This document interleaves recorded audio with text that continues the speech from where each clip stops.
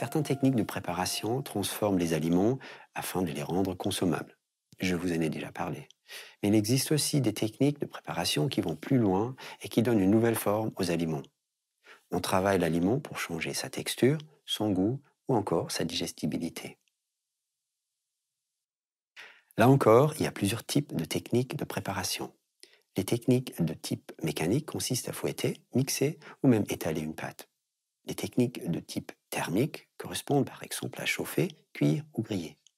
Il y a aussi les techniques biochimiques avec les levures et les lactobacilles. Encore une fois, prenons des exemples pour illustrer ces techniques. Savez-vous comment est-ce qu'on fabrique du pain à partir de farine? Une première phase de préparation permet de fabriquer la farine à partir des grains de blé. C'est ensuite que nous donnons une nouvelle forme à la farine en la mélangeant d'abord avec de l'eau, puis avec de la levure. Pendant la fermentation, les levures consomment de l'amidon et dégagent des bulles de gaz qui font lever la pâte. Il faut enfin pétrir la pâte et la cuire.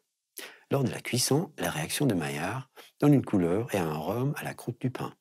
Le mélange farine et eau est aussi à l'origine du couscous, des pâtes et des galettes. L'orge est à l'origine de la bière.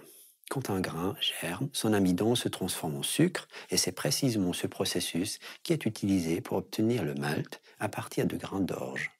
Le malt est ensuite mélangé avec de l'eau et du houblon pour aromatiser le liquide.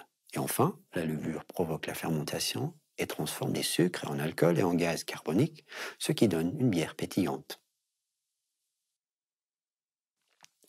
Un dernier exemple pour comprendre comment le lait est à l'origine du fromage. Le lait est un aliment riche, mais aussi hautement périssable. Il risque d'être contaminé pendant la traite, le transport et même le stockage. Une manière bien connue de le conserver est de le faire coaguler et d'enlever le surplus liquide.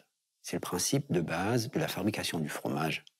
L'homme a compris très tôt l'utilité de ce procédé et le fromage a pris une place importante dans son alimentation. La première étape est le caillage du lait. Le fromager verse le lait dans une chaudière et le chauffe. Pour le faire coaguler, il ajoute la présure, qui est une enzyme extraite de l'estomac de veau et des bactéries lactiques. Le caillé obtenu a une consistance souple et gélatineuse. La transformation nécessite ensuite une série d'actions mécaniques. Il y a d'abord le tranchage du lait.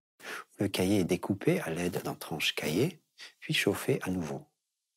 Il y a ensuite le brassage du lait, où le fromager contrôle la taille et la régularité des grains en continuant de brasser le tout. La saisie du caillé correspond à la saisie de la masse de caillé en grains à l'aide d'un grand linge de toile grossière. Le petit lait, qu'on appelle lactosérum, s'écoule de ce grand linge.